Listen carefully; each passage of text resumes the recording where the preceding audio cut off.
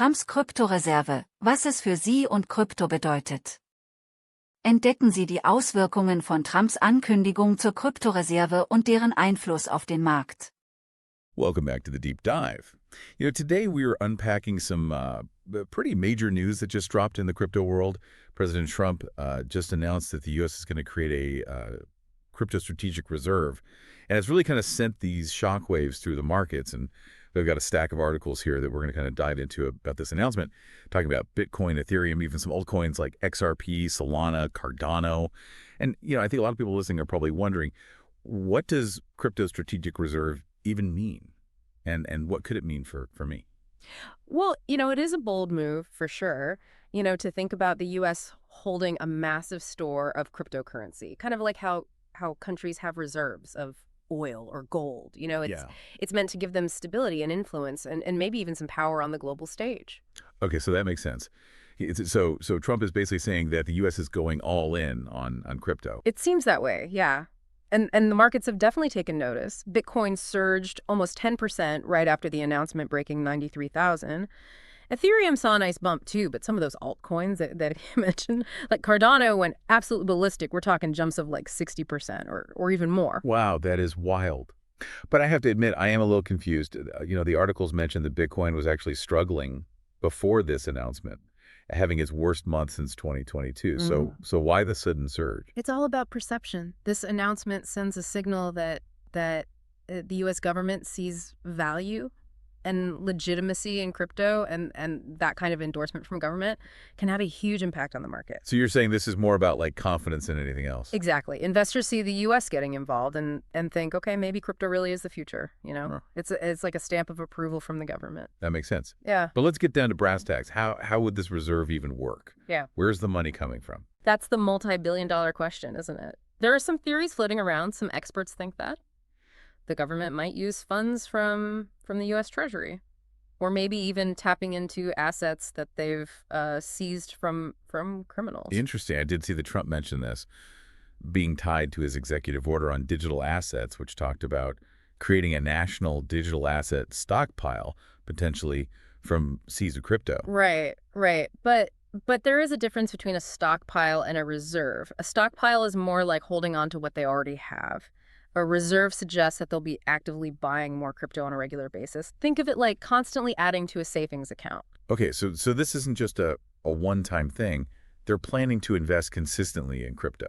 It seems that way, yeah. And that's a big shift from what we saw under the Biden administration, which was all about tighter regulations and a more cautious approach to crypto. Right, so this is basically flipping the script on crypto policy. Sure. But what do you think this means for the U.S.'s role in the global crypto landscape? This is where it gets really interesting. This move could put the U.S. in direct competition with countries like El Salvador, which have already made Bitcoin legal tender.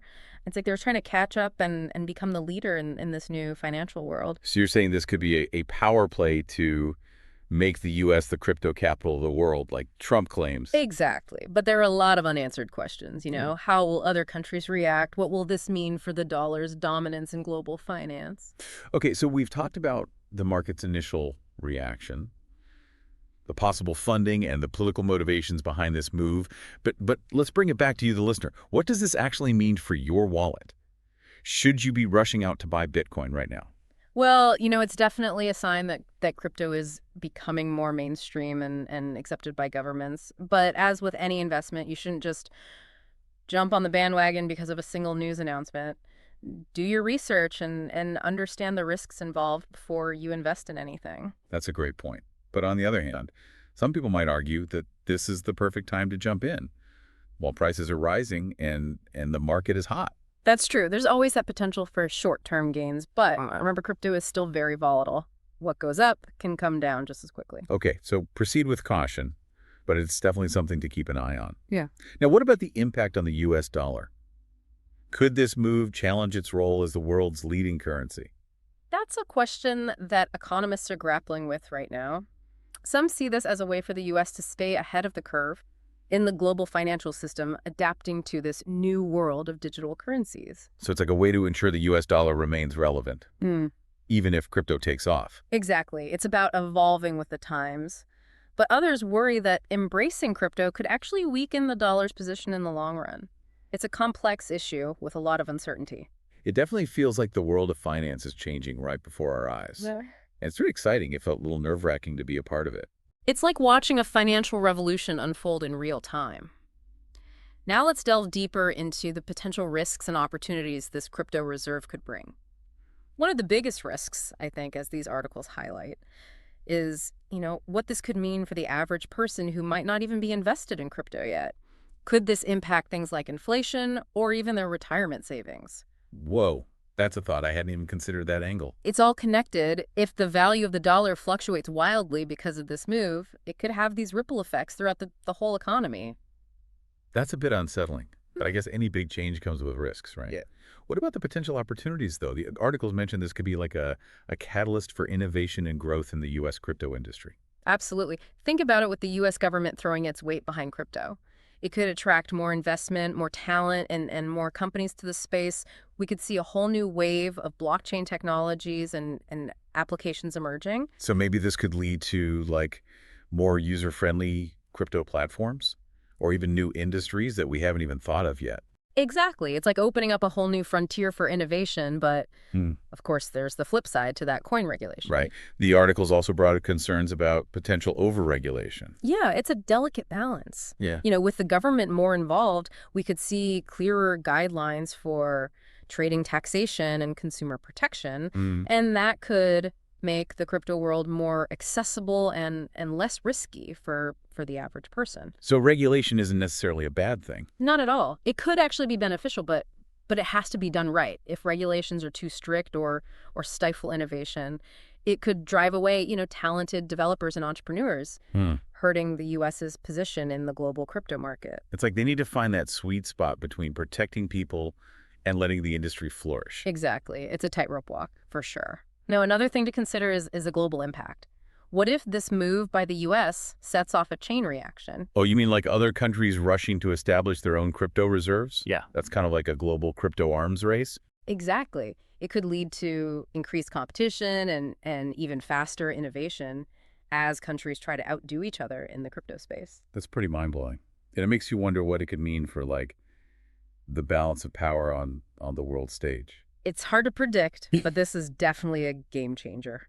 Now let's zoom back in and look at the potential impact on stablecoins.